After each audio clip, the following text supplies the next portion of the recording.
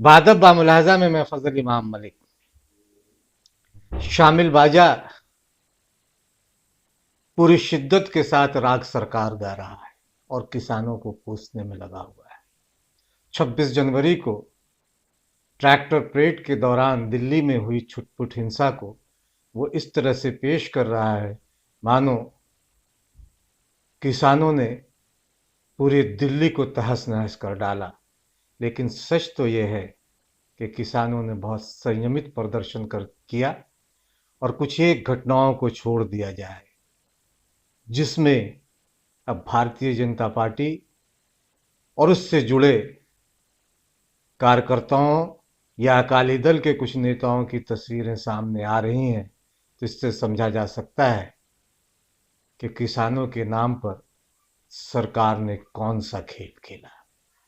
दरअसल स्क्रिप्ट केंद्र सरकार ने लिखी और किसानों के बीच अपने छुपे हुए एजेंट को भेजा और दीप सिद्धू जैसे लोगों ने उस एजेंडे को 26 जनवरी को पूरा किया। दिलचस्प यह है कि शामिल बाजा या लश्कर मीडिया या गोदी मीडिया जो भी नाम दे दें, वे सरकार से कोई सवाल नहीं कर रहा है, गृह मंत्रालय से कोई सवाल नहीं कर रहा है, गृह मंत्री अमित शाह से कोई सवाल नहीं कर रहा है, क्योंकि सवाल उनसे ज्यादा पूछा जाना चाहिए, क्योंकि ये इंटेलिजेंस का फेलियर, ये पुलिस तंत्र का फेलियर है और एक सोची समझी रणनीति का एक हिस्सा है ताकि किसानों के आंदोलन को बदनाम किया जा सके, उसे नाकाम किया जा सके। जो 2 महीने से दिल्ली की सीमाओं पर 3 काले कानूनों को रद्द करवाने के लिए और मिनिमम सपोर्ट प्राइस के लिए कानून बनाने पर की जिद पर अड़े हुए हैं और इसे लेकर वो प्रदर्शन कर रहे हैं। हम इस पे बात करेंगे, लेकिन इससे पहले एक गुजारिश, एक निवेदन है कि अगर अभी तक आपने बादब बामुलाहजा को सब्सक्राइब नहीं किया है तो इसे सब्सक्राइब करें, लाइक करें, शेयर करें, ताकि हम आपकी ताकत बने और आप हमारी ताकत बने। साथ ही साथ एक गुजारिश ये भी है कि बादब बामुलाहजा को ज़्यादा से ज़्यादा सहयोग करें, आर्थिक सहयोग करें, ताकि हम जन सरोकारों की पत्रकारिता को पूरी शिद्दत के साथ जारी रख सकें। एक वीडियो ये भी देखें, झंडे और तिरंगे की बात लगातार दक्षिणपंथी संगठन और या भाजपा या उनके सहयोगी कर रहे हैं। इस वीडियो को गौर से देखें। सुरक्षा बल या दिल्ली पुलिस के जवान झंडे का कितना सम्मान कर रहे हैं, इसे भी देखना जरूरी है।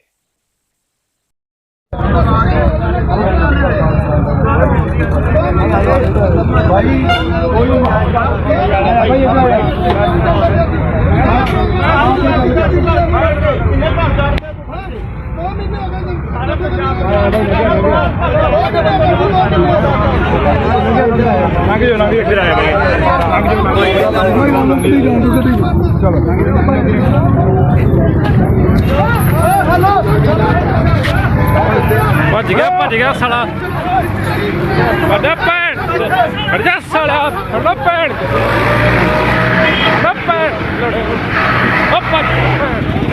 बड़ा साले नु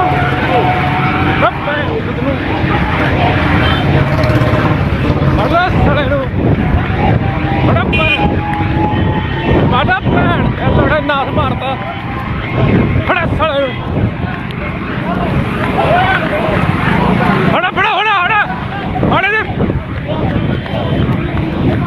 किसी भी टीवी चैनल को खोल लें, सब एक सुर में कह रहे हैं कि किसानों ने दिल्ली में अराजकता फैलाई।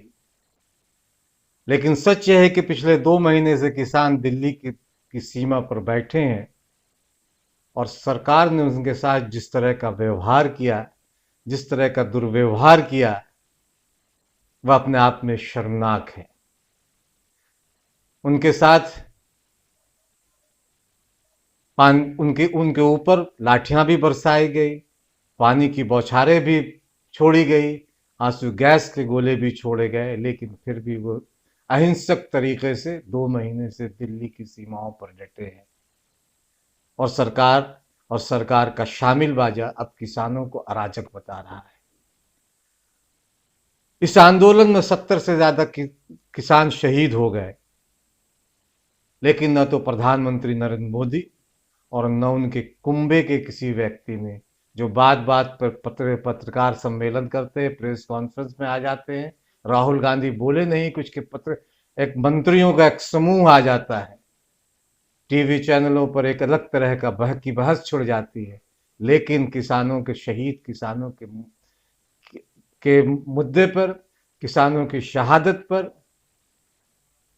तमाम मंत्रियों संतरियों के मुंह में दही जम गई है, आह तक नहीं निकली। और अगर सही कहा जाए तो ब्रह्मवादी मीडिया किसानों को पहले दिन से देशद्रोही से लेकर न जाने क्या क्या बता रहा है, खालिस्तानी, माओवादी, अर्बन नक्सल, न जाने फलना ढिमका, क्या तरह तरह की अलंकरण से उसे नवाज रहा है। लेकिन किसानों ने शांति बनाए रखा, बहुत शांति से उन्होंने अपनी बात रखी। इसलिए 26 जनवरी 2021 भारत के लोकतंत्र का एक स्वर्णिम अध्याय के तौर पर देखा जाएगा और कहा जा सकता है कि ये भारत का गणतंत्र संभवतः सबसे ज्यादा समावेशी होगा। और ये परिवर्तन और ये बदलाव सिर्फ किसानों की वजह से हो रहा है। किसानों को सलाम। पूरा गोदी मीडिया, शामिल बाजा, लश्कर मीडिया लगा हुआ है कि खालिस्तानी आए, खालिस्तानी झंडा फहराया। और वो एक जो अभिनेत्री हैं, अरे कम से कम भारत की संस्कृति को तो जानो कि निशान साहब क्या होता है, निशान साहब का झंडा कैसा होता है। लेकिन जानने समझने की फुर्सत कहानी, एक आईटीसी ने काम किया भाजपा का, और उस पर सारे मीडिया के शामिल बाजा के सारे लोग बजाने वाले तू तू तू तू तू तू करने लगे कि बस भेड़िया आया, भेड़िया आया, भेड़िया आया। अगर वो खालिस्तानी थे तो बताए सरकार, बताए शामिल बाजा कि कितनी दुकानें लूटी गई 26 जनवरी को ट्रैक्टर परेड के दौरान, कितनी औरतों के साथ दुर्व्यवहार हुआ, कितनी हत्याएं हुई, कितने हथियार लूटे गए, कितनी पब्लिक निजी संपत्तियों का नुकसान हुआ, कितने मंदिर मस्जिद चर्च गिराए गए, कितने लोगों ने मस्जिदों के गुंबद पे चढ़कर अपना झंडा लगाया, ये भी बताना चाहिए। कितने वाहन लूटे गए, वाहनों को नुकसान पहुंचाया गया, कितने पेट्रोल पंप फूके गए, कितने नागरिकों के साथ बदतमीजी की गई। अगर इन सब सवालों का जवाब नहीं है तो किसानों का साथ देना होगा और उन्हें बदनाम होने से बचाना होगा, क्योंकि ये लड़ाई सिर्फ किसानों की लड़ाई नहीं है, ये हम तमाम लोगों की लड़ाई है। अगर ये कानून लागू हो गए और 10 रुपए का माल 20 रुपए में मिला तो कानूनी तौर से, अगर 20 रुपए में कानूनी तौर से बिकेगा, क्योंकि लिखा हुआ होगा कि बेच सकते हैं और कोई भी कालाबाजारी कर सकता है और इसे कालाबाजारी नहीं माना जाएगा। लेकिन दिलचस्प यह है कि किसानों को 20 का माल 10 रुपए में बेचना पड़ेगा। नरेंद्र मोदी सरकार की ये देन है कि कॉरपोरेट कमाएंगे और बाकी सब भूखे मर जाएंगे। और अगर सरकार ने सब कुछ सब्सिडाइज किया, यानी पब्लिक के लिए चीज़ों को सब्सिडाइज किया, तो हमारे टैक्स का पैसा अंबानी और अडानी को दिया जाएगा, यानी एक लूट की व्यवस्था बना डाली गई है। दरअसल सरकार की नीयत में ही खोट है, तो सब सही कैसे होगा? सही हो भी नहीं सकता। और पंजाब कोई भारत से अलग तो नहीं है। जो लोग खालिस्तानी कर रहे हैं वो पता नहीं, नरेंद्र मोदी प्रधानमंत्री ने तो कपड़ों से पहचान लेते हैं। उन्होंने इन खालिस्तानियों को कपड़ों से क्यों नहीं पहचाना? कपड़ों से उन्हें पहचान कर अपनी इंटेलिजेंस को लगाना चाहिए था और कपड़ों की पहचान के साथ उन्हें गिरफ्तार करवाना चाहिए था। लेकिन कपड़ों से पहचान तो बताई नहीं। हाँ, उनकी कुछ तस्वीरें आई हैं जिन पे वही सर पे निशान साहब वाला पटका लगाए हुए वो मत्था टेक रहे हैं। अब कोई कंगना रावत से पूछे कि ये खालिस्तानी झंडा सर पे बांधे हुए हैं प्रधानमंत्री नरेंद्र मोदी, तो ये समझना होगा कि पंजाब भी भारत का है और हर सिख का लाल किले पर उतना ही अधिकार है जितना किसी और का। लेकिन हाँ, ये भी सही है कि किन लोगों ने वो किया, इसकी पड़ताल होनी जरूरी है, क्योंकि किसानों के बीच कुछ घुसपैठिए थे, कुछ भाजपा के एजेंट थे जो किसानों के कहने पे किस तरह से खदेड़ अपनी जान बचाने के लिए भागते हैं। दीप सिद्धू जैसे नाम का व्यक्ति किस तरह से भागता है, ये भी अपने आप में देखना दिलचस्प है। ये षड्यंत्रकारी लोग मुसलमानों की तरह, यानी वो शामिल बाजा और भगवा ब्रिगेड मुसलमानों की तरह सिखों को भी हिंदुओं का दुश्मन बताने में लगे हुए हैं। ये बेहद घिनौनी सियासत है। सिख भी हमारे दिलों में बसते हैं जैसे हिंदू, ईसाई या इस देश का हर एक नागरिक, कहीं कोई फर्क नहीं है। लेकिन शामिल बाजा को कौन समझाए, वो तो सरकार की राग में राग मिलाए हुए हैं, वो गा रहे हैं लेकिन दीप सिद्धू के खिलाफ कुछ नहीं बोल रहे हैं।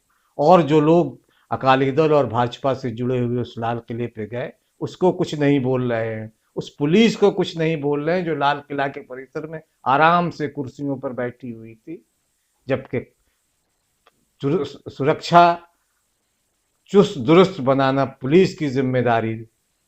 लेकिन दिल्ली दंगों के समय भी पुलिस निकम्मी साबित हुई और एक बार फिर निकम्मी साबित हुई। जाहिर है कि ये कलंक अमित शाह के माथे पर लगेगा। ये सही है कि ट्रैक्टर परेड के दौरान हुई हिंसा के एक दिन के बाद 3 नए कृषि कानूनों के खिलाफ दिल्ली की सीमाओं पर चल रहे आंदोलन से 2 किसान संगठनों ने अपने को अलग कर लिया। भारतीय किसान यूनियन भानुगुट के अध्यक्ष ठाकुर भानु प्रताप सिंह ने कहा कि राष्ट्रीय राजधानी में गणतंत्र दिवस के दिन ट्रैक्टर परेड के दौरान जो कुछ भी हुआ उससे वे काफी दुखी हैं और उनकी यूनियन ने अपना प्रदर्शन खत्म कर दिया है। भाकियू भानु से जुड़े किसान नोएडा दिल्ली मार्ग की चिल्ला सीमा पर प्रदर्शन कर रहे थे। दूसरी तरफ ऑल इंडिया किसान संघर्ष कोऑर्डिनेशन कमेटी के वीएम सिंह ने भी इससे दुखी हैं और उन्होंने भी कहा है कि उनका संगठन मौजूदा आंदोलन से अलग हो रहा है क्योंकि वे ऐसे विरोध प्रदर्शन में आगे नहीं बढ़ सकते जिसमें कुछ की दिशा अलग है। लेकिन ये कुछ कौन है, इसको तलाशना जरूरी। सरकार ने उन तमाम किसान नेताओं पर एफआईआर तो दर्ज कर लिया, लेकिन दीप सिद्धू को बचाने में लगी हुई है। भाजपा के तमाम उन नेताओं को बचाने में लगी हुई जो उस प्रदर्शन में साफ साफ दिखाई दे रहे हैं। दीप सिद्धू से जब एक किसान ने सवाल किया लाल किले के बाहर ट्रैक्टर पर बैठा वो शख्स किस तरह से भागता है, इस वीडियो में देखें और इस खेल को समझें कि सरकार ने किसानों के आंदोलन को कुचलने के लिए कौन सा कुछ चक्र रचा था।